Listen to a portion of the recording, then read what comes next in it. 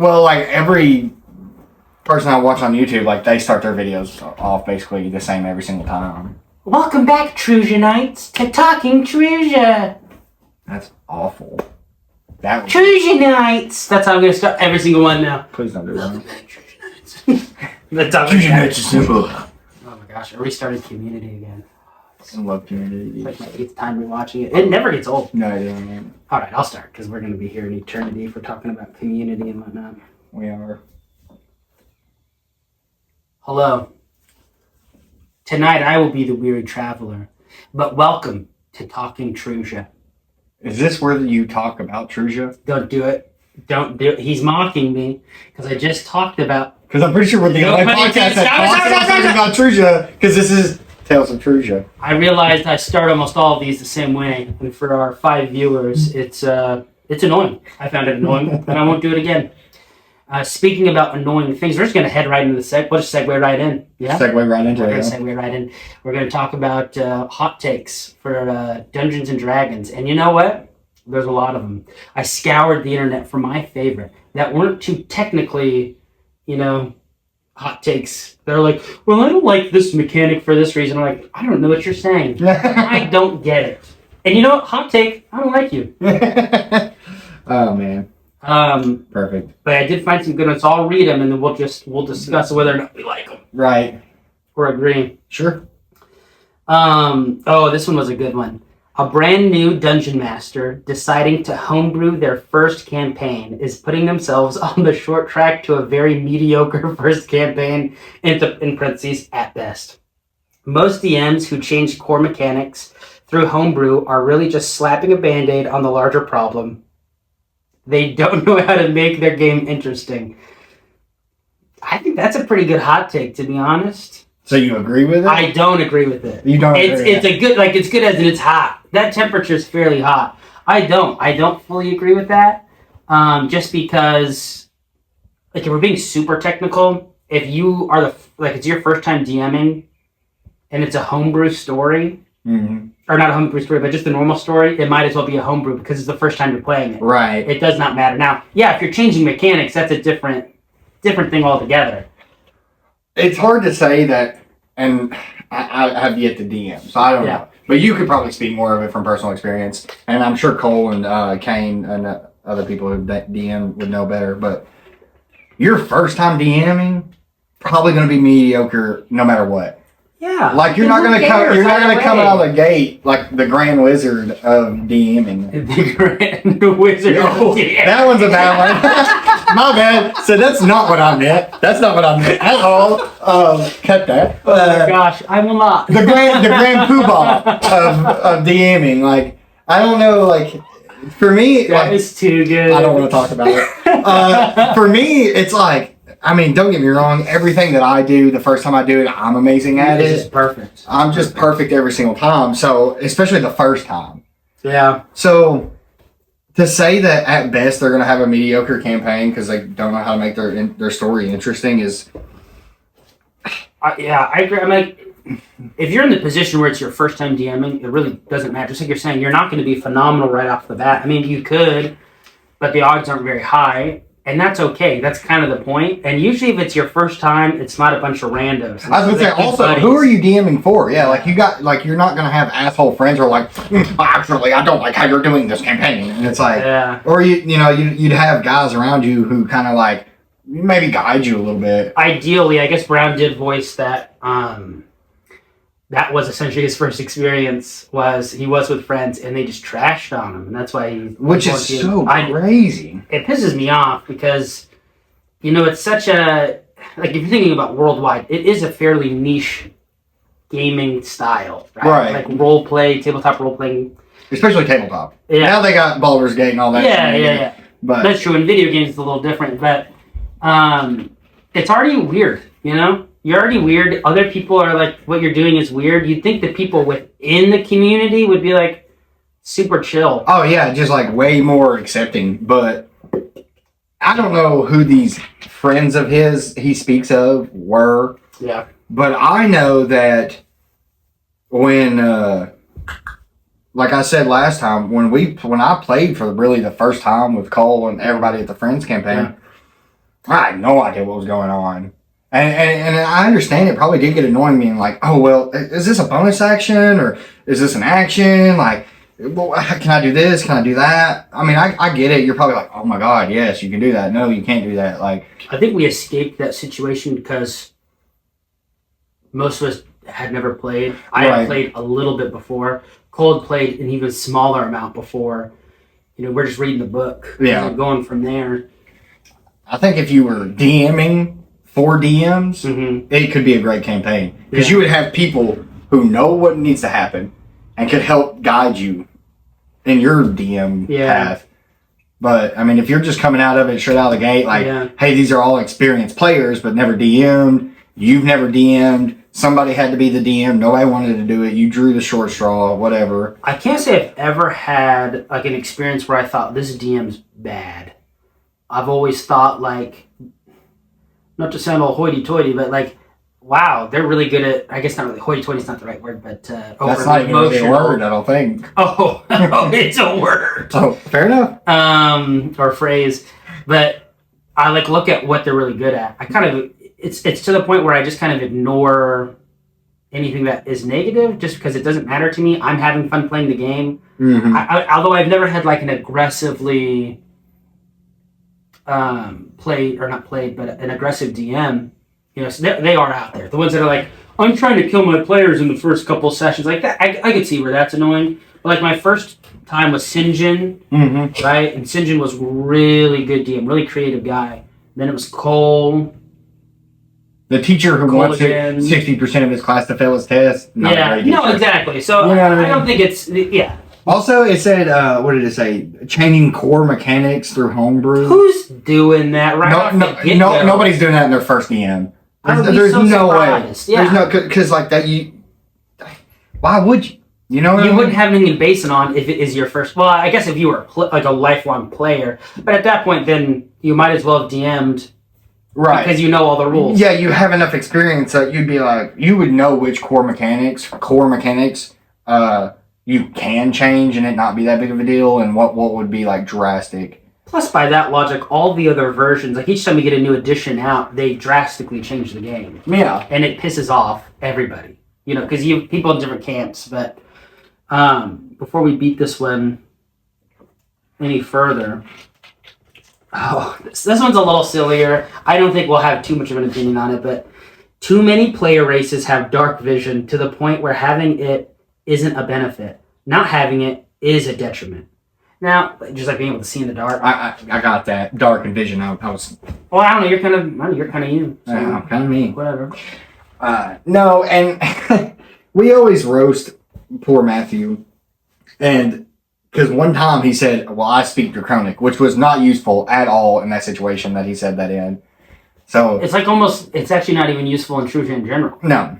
And you're not going to run into any Draconic creatures, really. Correct. And, Dark Vision, I think when me and Cole played the Dwarf Brothers, he had night vision goggles. It's like something he created in his little... something special crystal. Well, that's like a default for our dwarves. Our dwarves innately, because none of our creatures have dark vision other than the middlemen, right? Which is not even a playable race in our first edition. So the closest is the dwarves, because they're so technologically advanced. They've created ways to put these type of crystal lenses in that allow them to see. Right, and to say not having it is a detriment, I don't know. That seems very excessive. Well, I think they're just meaning like because we've pretty much always used Trusian races, right? Which don't, so it's not like I could see where that's a thing, right? Like if just one race, which there is only one race, can see in the dark, like okay, cool, that's a cool perk. Or like if you wanted to play a Terraman Elf and speak to plants, that's a cool perk. Like yeah. So how they're saying so many, I don't know off the rip. Okay, how many, I was gonna say. But I do think it's at least around half. So I could see, like, if so many people have this, it's no longer unique, just give it to everybody, or, like, no one. Well, I mean, I don't know. I get it to being, like, I would say, like, if we'll say half. Half the races have it, half the races don't. Mm-hmm. You know what I mean? And it's like, well, half the races can use a longbow. A dwarf can't. You know what I mean? Why not? What are you trying to say? They're vertically What are you trying to say? They're vertically challenged. They can't physically hold a 6-foot longbow. Like, it's just not possible for them for some reason. I can't hold a 6 foot longbow. You're also short. You can hold a 6 foot longbow. I'm 5'10". Yeah, but yeah, that's true. That's true. It goes up. Yeah. So, I know things. Okay. Those Japanese bows are like 9 foot long. So, and they look sick. But again, it's still a benefit. Like, even if even half the races have it, I think that's a benefit to those half races. For like the role playing aspect of it, does it make sense to like if everybody has it, is it unique any longer? I mean, technically no. I would argue no. But not everybody has it. Yeah. And that's I mean, to me, in the role playing, like if you role play like I do and you forget half your shit, you know what I mean? You're sitting there stumbling around in the dark, bumping into shit, and they're like, you have dark vision, right? And you're like, I don't. Of course I do. Watch me blink. I don't know how you activate it. I don't know how you activate it or if it just automatically clicks on. I think it's just an innate ability. Is it? Okay. Yeah, just like how we can see in the light. Not without contacts, I can't. Okay, well. I'm legally blind. Thank you very much. Who are you talking to? The other legally blind guy, I'm sure. Most people, I like this one a lot. Most people overdo their characters' backstories.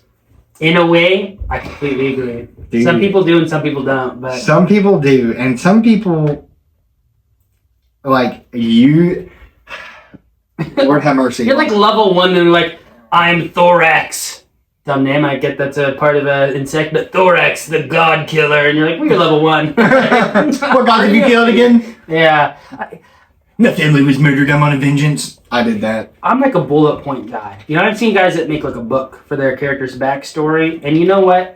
I'm never gonna remember everything, and also it's a lot harder for the DM to play around that. Like if I just have a bullet point that says, like I had a rough childhood, I could probably go in a little bit more detail, but he'd be able to play off of that. Well, I'm gonna say this: you shouldn't stifle their creativity. If they want to write a book for their backstory, go for it. And if you have good friends, they'll probably generally be like, well, let's learn a little bit more about your character. Even in game, like we've had, like when we got the new characters in, we had to listen to them, listen to their stories. Now they didn't give us a whole book, but if you talk to your friends afterwards, or even if I don't know, you just think it's cool and you want to share it with them, that's one thing. But you don't need to bring that book to class. You know what I mean? Like you can just be like, introduce your character. All right. Yeah, like, hey, like with me and Cole, we had a troubled childhood as brothers, and that's why we were bonded so tight. That's all you really needed to know about us. Anything else, you didn't need to know that our father beat us relentless. You didn't need to know that our mother was an alcoholic who smelled like elderberries. Unless revealing it helps the story, which is the whole point, right? Like, exactly. Not everyone needs to know. Also, don't drop the book at once. Exactly. Give the key points when those set, like, I know, what is this, my grandma in Walmart oversharing to every human being? Everybody, like, the whole party doesn't need to know your entire backstory, we get it, Terry. All right, you've got ulcers. Right. Plick, me and Plick, he's a goblin. I'm a barbarian who hates goblins. Yeah, I don't, whatever. That's Nate's character, right? Yeah. And, me and Nate, we know a lot about each other's backstories because we've bonded over this hatred for each other somehow. Yeah, sure. And became what? Yeah. And you bonded with a goblin? Yeah, I'm ashamed that you haven't slaughtered him. Correct, and that's the thing. But it was like he knows more about me than any other party member. The other party members don't know anything about me because we just met. I'm like, hey, I'm Matthias. I'm a barbarian. I like to swing big swords and kill gods. Is the cast that different from season 1? Yeah, kinda. Huh? Isn't it? So Matt was in season 1. You were in season 1. And Nate. And those are the people that carried over to season 2. And the only additionals are Brown and who?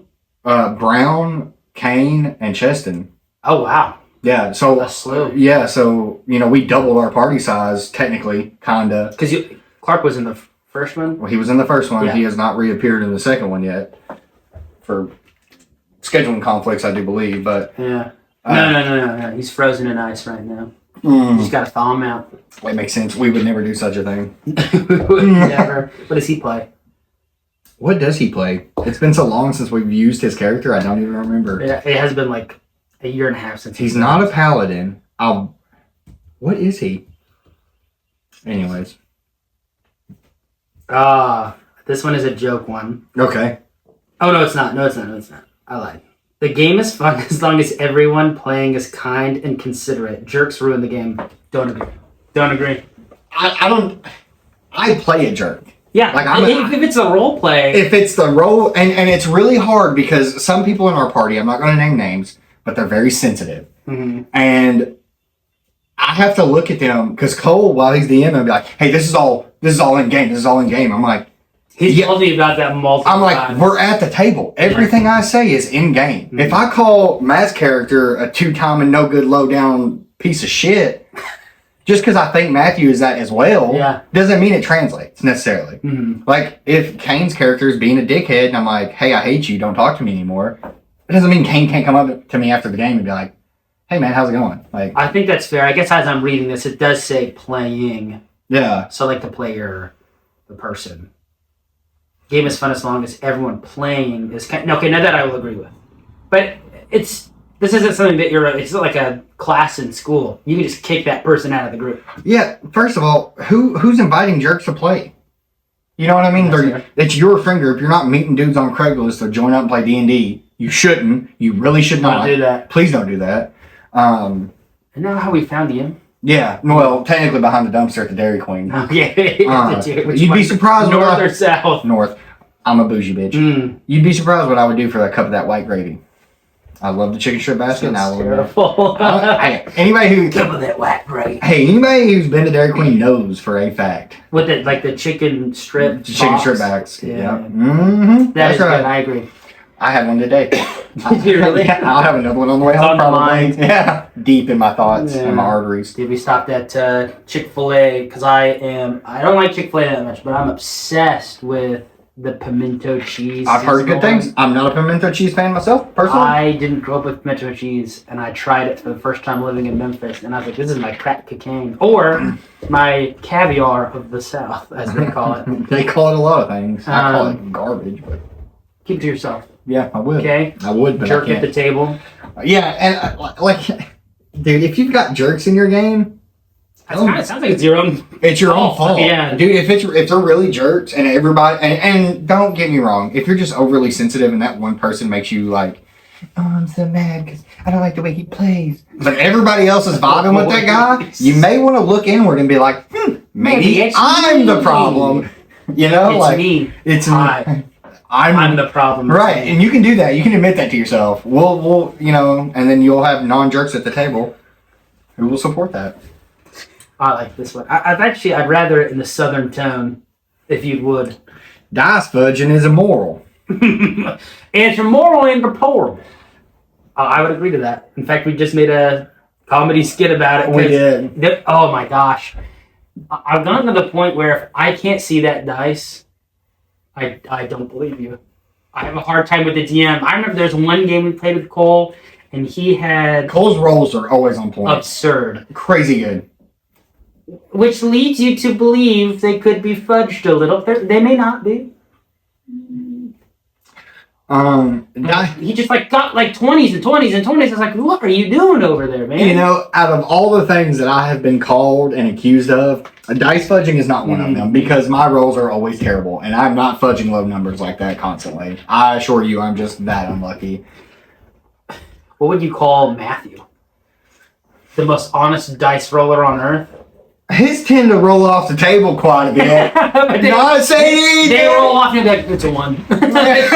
He's either a glutton for punishment or he is just absurdly honest when it comes to the dice. I don't know if Matt knows how to lie. I think he's too dumb to lie. God love him. He's not too dumb to lie. He's just an honest. He really is. He's a really smart person. He's a hobbit. You know what I mean? He doesn't like when I say that, and I say that in the most endearing way possible, but he's just such an honest guy. Bullshit. Sam Ganji was lied to Gandalf right off the rip. Okay. He was dropping them Eve, sir. He was. Sir. Oh my gosh. No, but... And he was not trimming the hedges at 11 o'clock at night. He could have been. At Frodo's, there's always hedges to trim. I can assure you it was not the shrubbery that he was trimming. Oh gosh. It is immoral. Don't fudge your numbers. If you suck, just let it, that's God. Let God. It makes it funnier. Actually, I watched a video. This guy was saying instead of doing a crit fail. Yeah.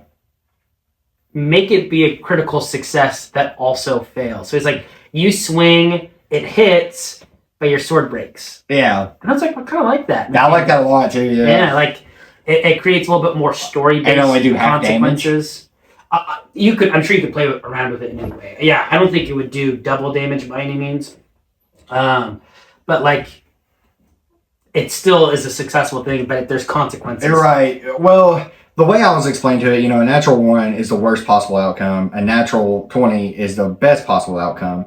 Not necessarily getting to do what you want to do, but the best outcome that could happen from your action. I know. That's what kills me about players whose characters have no context. It could be like, I want to cast something I don't know. Right? Mm-hmm. Like, but I rolled a 20. And they're like, okay, but you don't know the spell. It kills me. And that's probably a bad example, but you know what I'm talking about. If you roll to jump over a 30-foot ravine, your best case scenario is that you're going to like hit water at the bottom. I'm the fastest man alive. So it just made me think about the CW's, the Flash.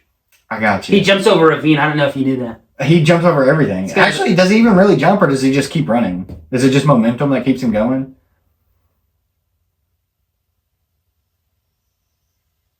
I don't know. Because you think about it, like, if I shoot a bullet over a ravine, it's not jumping over the ravine, it's just going so fast. Okay, I think he quite literally is running, jump, because he's not running on air.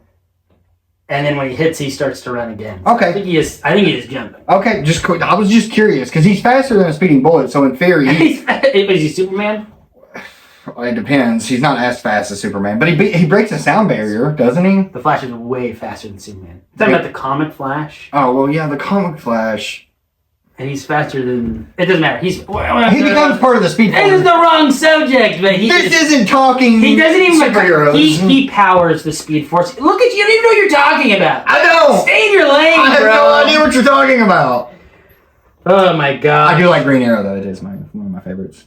He does okay, that's true. The first season of Green Arrow. He does a neck snap on a guy, and I'm like, that was the sickest neck snap I've ever seen in my entire life. I think after the second season, it was just like a normal CW. Bleh. He gets into that Batman mentality where he's like, I don't kill people anymore. It's like, dude, you murdered like 600 people in the first season. You're dead. It kills me. Even when Batman says it, I'm like, well, no, okay, but you punched that dude off of a building, so he's dead. He's probably dead, yeah.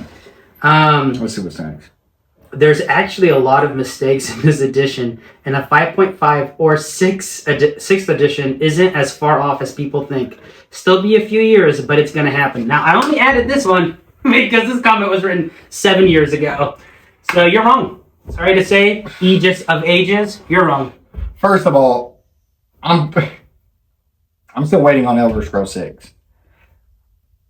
Skyrim came out in 2012. I love the GTA memes too. It'd be like, we got this before we got GTA. Is it 6? Yeah, GTA 6. The government admitted to us having aliens before we got GTA 6. I don't even play GTA.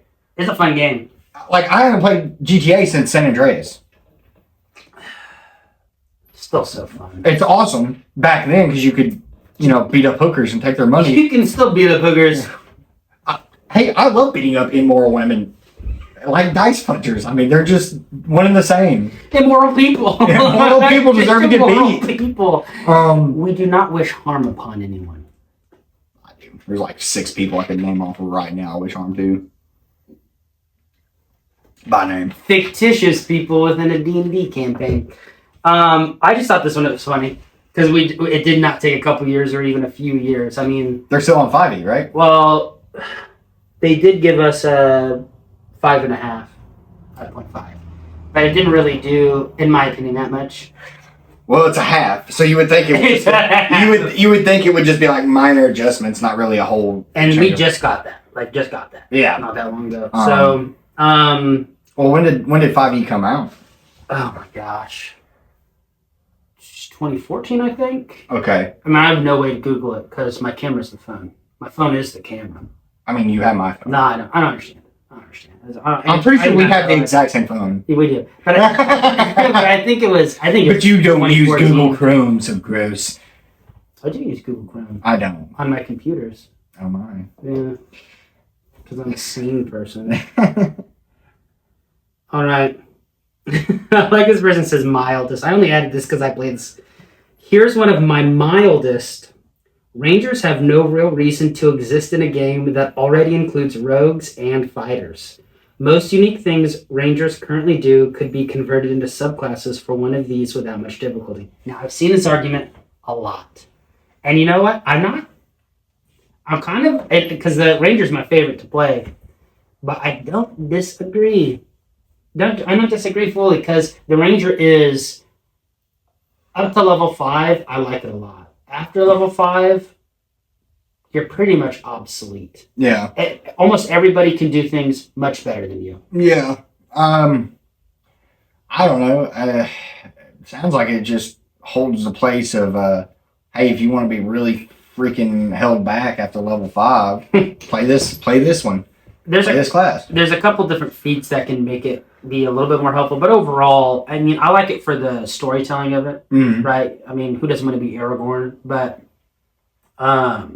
Stealth Archer. Yeah, the majority of people I've found do believe that Ranger should be a subclass of fighter or rogue.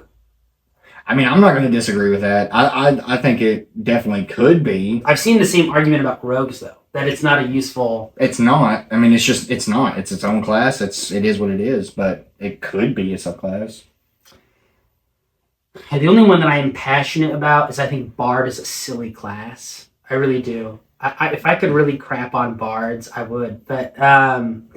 Are you saying a Bard could be a subclass of another class? No, I think Bard's a dumb class in general. Oh, it just shouldn't exist. No, I mean, I think it could, and I guess, yes, I am saying, like, as we're doing our first edition, yeah, you know, there's no Bard. There technically is. No one's been working on that class, but in my opinion, it should be like Jester and a subclass be Bard, right? Because a Bard, like, it doesn't need, you don't have to necessarily be singing. You could be dancing. There's a couple other things. That's not a Bard. Dancing's not a Bard. No. Okay, but like somebody that is an entertainer. And do they even know Ragnar the Red? These are the questions that need to be... They don't. Yeah, see? Useless. But it should, like, I think if you did like a Jester class where it's like you're an entertainer, yeah, right? So you have high charisma, and if you wanted to subclass as a Bard, that makes sense to me. Okay. But Bard is like really it's just the title that I have an issue with. The title of Bard makes no sense to me. And I'm just sick and tired of the memes about Bards. I don't think it's funny anymore. It was funny. For like a month. It's so... Dude, I hate to agree with you even more, but I do, because I got so sick of Bard jokes so fast. They were okay. They were funny, and then they burned out so fast. It's funnier to me when a person with low charisma seduces someone. Oh, yeah. It's like because it's just humorous. It's the fumbling idiot who scores the baddie somehow. Oh my god! Every Adam Sandler movie. Yeah. No, that's. Yeah.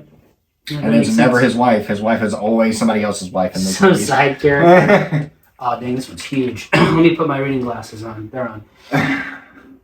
My hot take is that more classes should get access to magic, or at least cantrips. Most D&D worlds are so filled with magic that it makes up the basis of a lot of things. And if a level 1 wizard who only learned from books and had no adventuring experience can commit a couple cantrips to memory, it makes sense that a level 10 battle master fighter who has most likely had tons of exposure to magic and how it works to also have picked up a few cantrips. I'm gonna pause there. I completely agree. Okay. I mean, that is the basis of Trusia. There's not a class that doesn't have access to magic. Mm-hmm. The only people that are limited and they still have access are the dwarves, because they don't have a natural affinity to using magic. Mm-hmm. But that's like one of my biggest gripes. It doesn't make, like, there's a couple different, like, you can get cantrips through feats, but you're telling me because this guy uses swords more often, he doesn't have the capability of learning a magical spell? Well, I like to look of it in the sense of, like, two things. One, Black Clover. Love that anime. It's a great anime. That is a good anime, but it's not as practical in a D&D setting. Right. And then The Witcher. Okay. The Witcher is mostly hand-to-hand combat. He uses a lot of magic. He uses a lot of He himself is magic. He is magical, yes. But just like they're saying, you know, like, he's got all these like he's battling and all this, that, and the other, and he's been around magic. You can learn magic. You can learn it. You can literally learn it just as easily as which one is it that studies books? You talking about wizards? Is it wizards? Yeah. They have to study. But they can't. That's what he's saying. Is these people don't have access to it like other classes do. Like, don't get me wrong. I think it should be harder for them to learn magic. Yeah, I'll agree with that. You don't have like the educational background. Like a wizard probably went to some kind of wizard school, and was like, "Hey, because it's not like reading a book. You know, it's more like reading instructions, if I'm not mistaken." Yes to both. Okay. Yeah. Because in my experience, like the electrical code book, I'm an electrician. That's what I do. The electrical code book does not read like a regular book. You have to know how to. You gotta know the language. You gotta know how to navigate it. Like if I need to find something about grounding, there's a whole section about grounding. But if it's about grounding a pool, it's not in the grounding section. It's in the pool section. You know what I mean? Yeah. So I think it would, grounded. It just. I don't necessarily disagree, but I don't necessarily agree with it. I'm kind of in the middle with that one, honestly. If cantrips are so easy that they can be memorized, I don't see why learning one couldn't be treated as a downtime activity over the course of a couple weeks. I'm sure that even the thickest of barbarians could learn the words and gestures to something as simple as firebolt. If they tried to learn it, even long rest under the tutorage of a wizard, that in itself is so much better than multi-classing into a caster class. I still fully agree. I do not agree. With the one here's I'll use your own example against you. Okay. I'm not an electrician. I don't know I can turn a light switch on and off. Mm-hmm. Okay. Better than most. I don't even know the name of this, but when that main outlet, right, I can click that button and turn things back on. You should not, but okay. I can. If it goes, psh, you should. No, not that. I just mean like when it turns off. Oh, okay.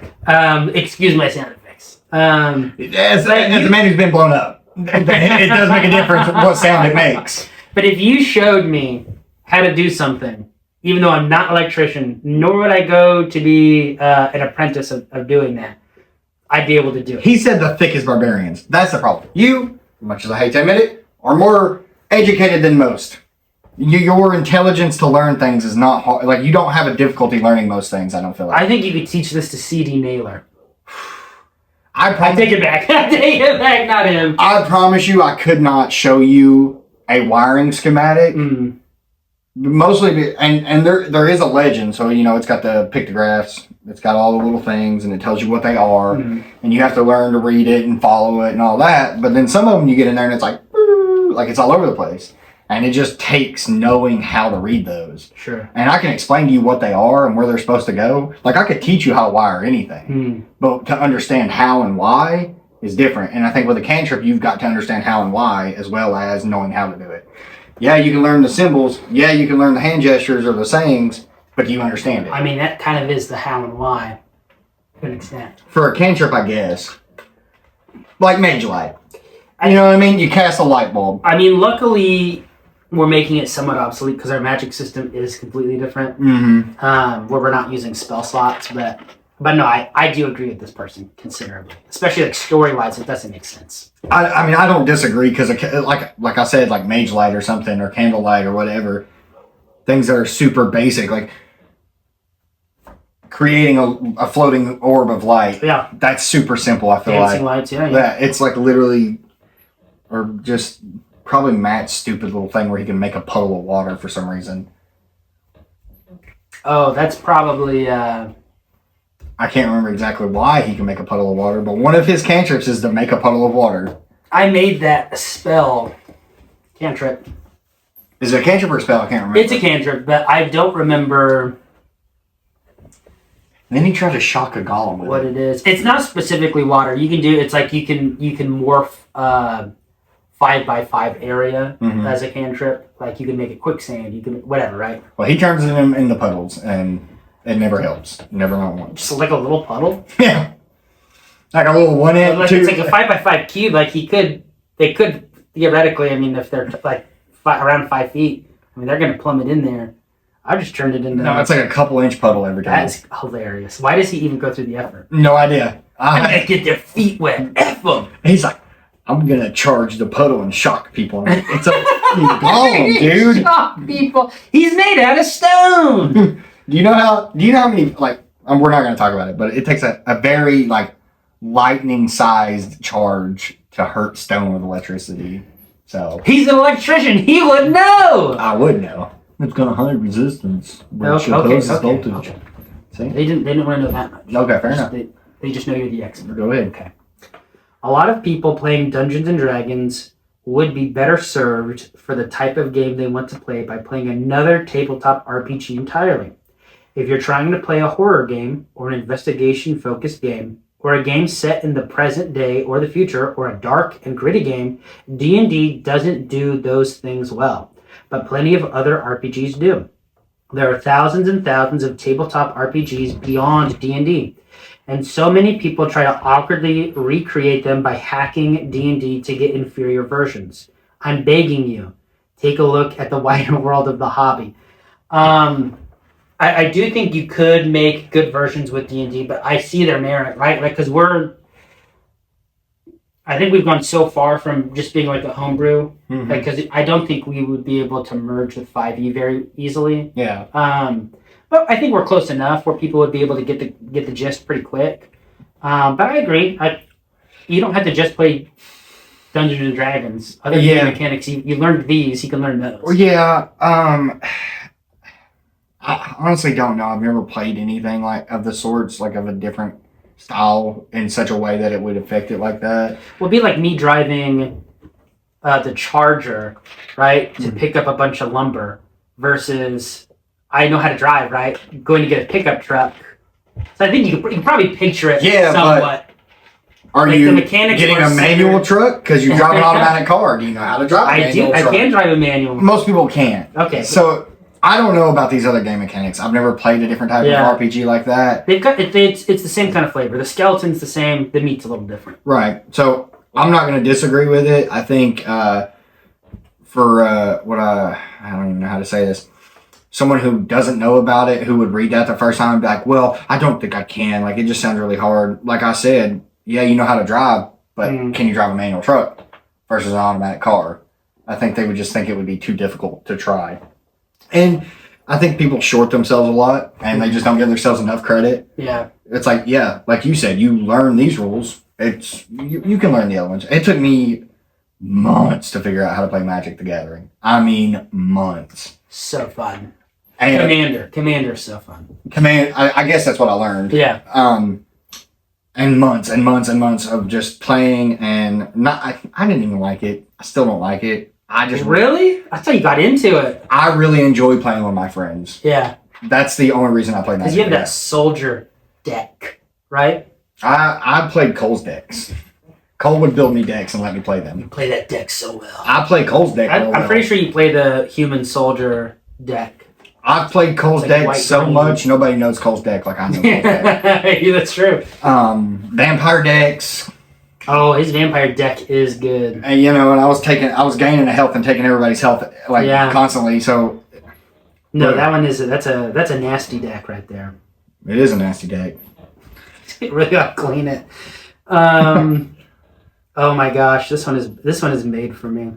Emo rogues and horny bards are actually fun to have in a party. No. I disagree. 100% So disagree. 100% disagree. I'm just done with the bards. I am. Okay, look, I am not shy in any shape, form, or way. But I do get uncomfortable when some of these bards describe what they're doing.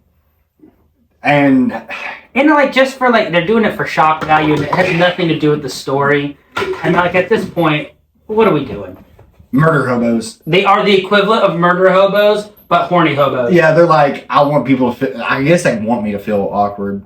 But I 100% disagree. I don't like horny bard. I'm not as against the emo rogues. But the horny bards, hard pass. Get rid of. You could be an inspirational bard. You could be a bard who's really just there to inspire the party. You don't have to be a horny bard. You don't. I don't even think the charisma-based magic is that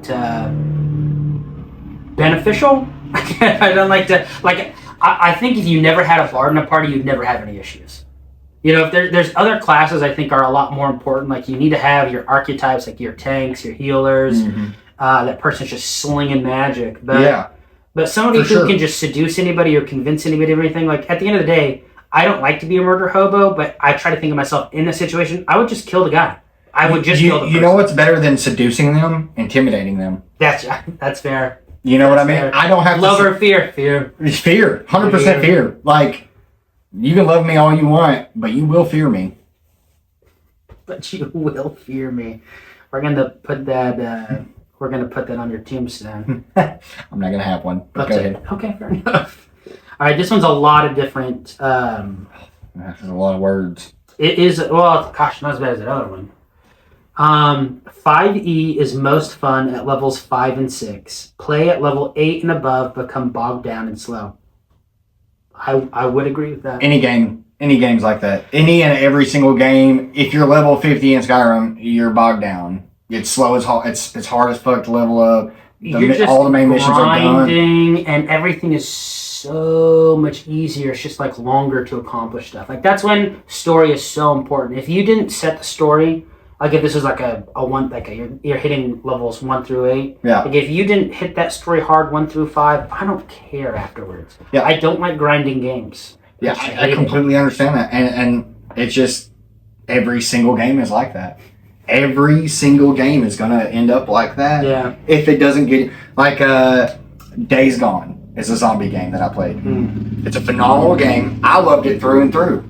And at the end of it, it was super easy because I had machine guns and napalm Molotovs and I was just mowing down these hordes of zombies because I wasn't there to mow down hordes of zombies. Didn't he said hordes? Something said hordes and zombies. I was mowing down these hordes and zombies. These immoral, all 6 of them. Dice fudgers.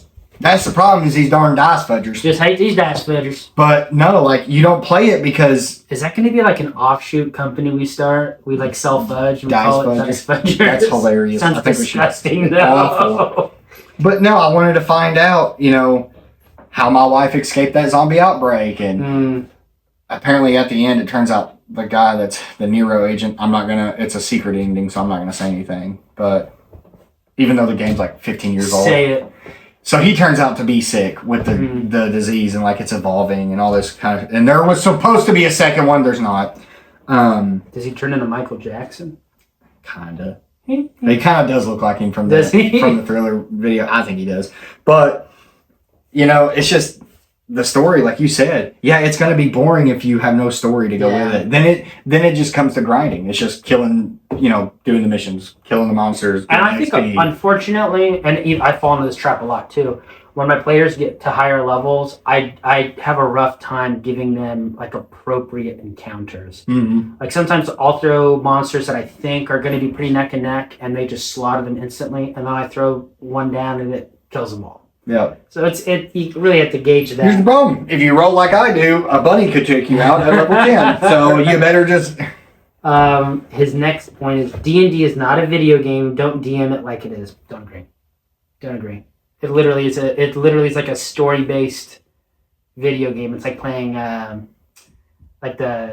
is it tall games like the Walking Dead one, you know what I'm talking about? Mm-mm. Oh, where it's story. You have decisions to do. It's less of running around and attacking everything. Okay, well, yeah, there's a lot of video games like that, and they're phenomenal video games. The Last of Us. The Last of Us is a good example, where there's a lot of cinema-based.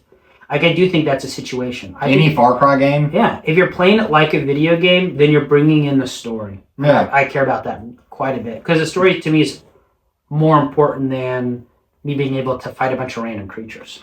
Right, and are you really role-playing? Are you really getting into it? Are you playing the game like you should? And in my opinion, like you should. I'm not saying that's exactly right, but, the whole point of D&D is to role-play. Mm-hmm. Get into it. Yeah. Get into the story.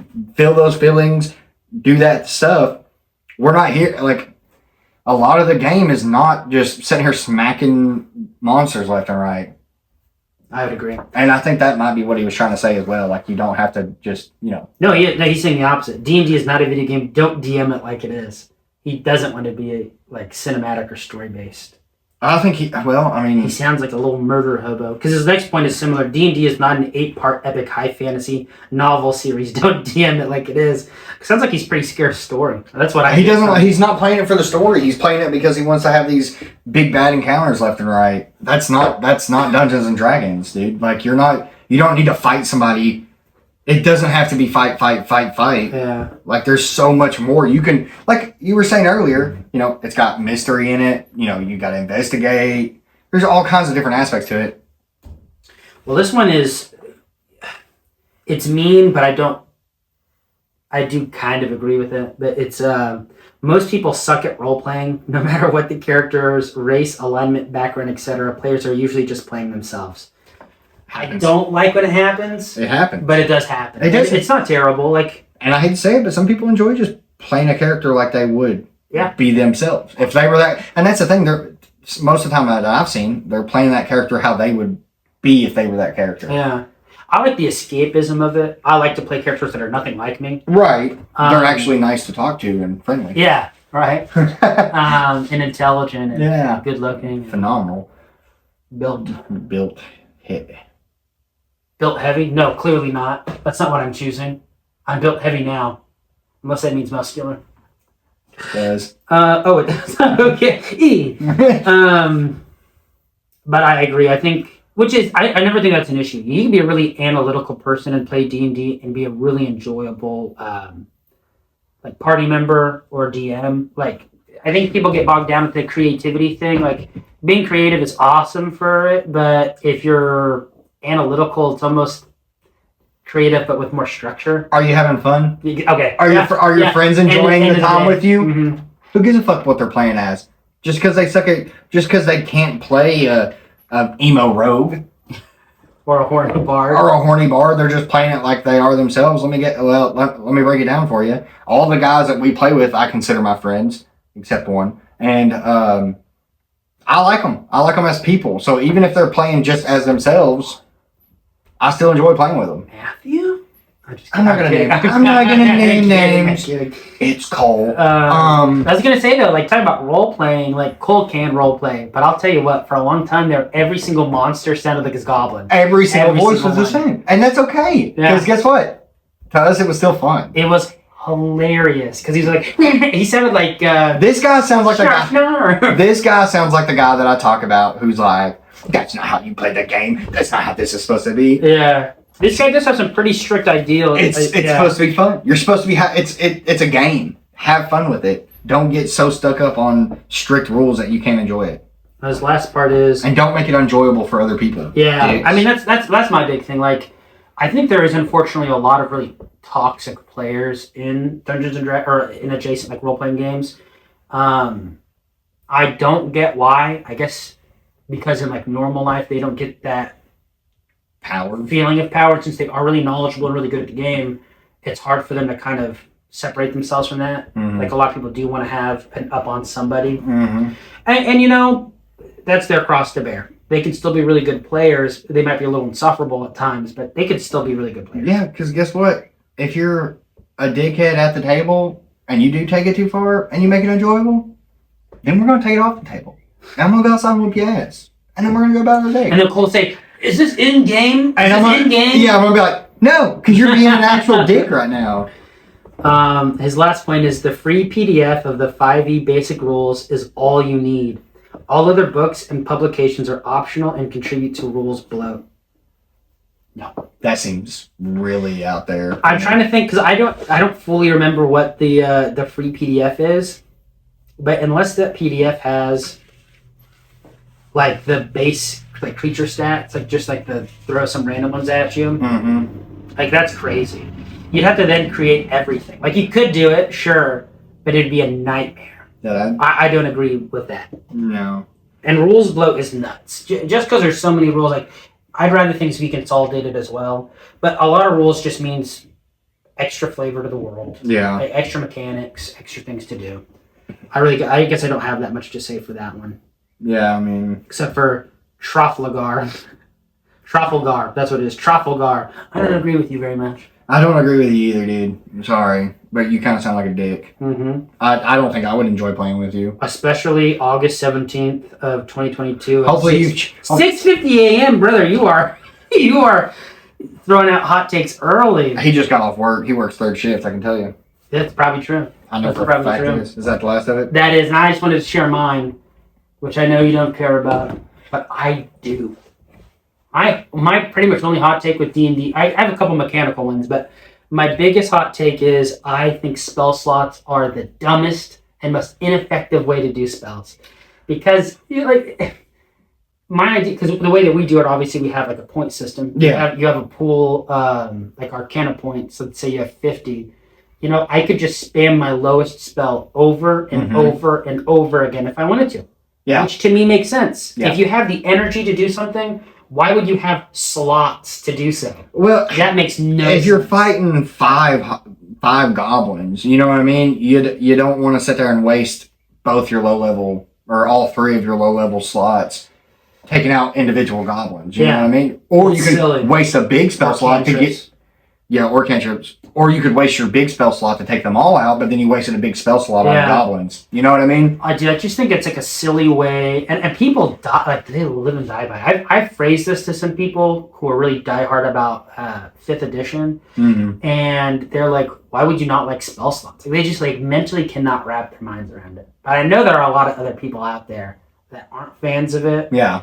Just because the mechanic doesn't flow. It's so restrictive. And in a world of Magic, I don't feel like I have 5 times where I can use something as opposed to, as long as I have energy for it, I should be able to do it. And a big anime fan, most anime, you have mana pools. Yeah. Well, like you use up your mana. Chakra or ki or whatever the flip, Nen. Like you have energy until it's gone. Right. And that's like any normal human being. I can run until I can't. Not far. It almost seems more realistic to not have spell slots and to have like a pool system, point system. And I get it. That's what they're trying to simplify and stuff. But it's like, how can you simplify what 1/3 of your classes require to do combat? Yeah. Like, if your idea of balancing it is spell slots, why not just make the spells that do really big damage cost a whole lot more Arcana points wise, and the ones that you know what I think? There's an easy way to balance it. You know what I think would be really cool? So, like, if there's a spell that's like firewall, right? Like you create a wall of fire. Most of the time, it has a duration, right? Like how long it lasts. Yeah. I think it should cost points per second, and that's how long it'll hold. Yeah. Like in Skyrim, when you put up a ward, it's until your magicka drains and it'll keep going. We'd be screwed if that were the case. I mean, like if it was like 1 to 10 or to 30 seconds, I could probably see that. Man, if it was 1 point per 1 second, I'd drain one spell. Oh yeah, I mean you could at some level. So I guess it depends. After like the 5th level, you're pretty well equipped. But, right. But you got to think. But that's a good point. I do see what you're saying. I like that. But you got to think in game.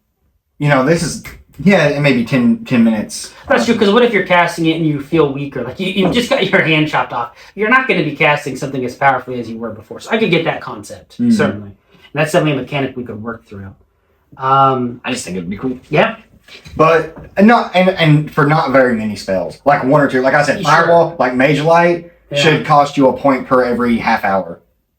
You know what I mean? Because, it's I get behind that. It's just a light. With certain things, yeah. Yeah, you know what I mean? We can definitely work that because we're still working on all the spells. Right. Just super simple stuff like that. Like, I'm not saying, like, you should be able to hold the fireball on them for as long as you can hold out. Like, that would be insane. Yeah. Like, Escanor holding the sun down. Oh, just, Escanor. I just love those memes. I gotta say, I love the memes where they're like, men, right? Or they're like, men can't decorate, and then it goes to the model, Escanor's monologue. Yeah.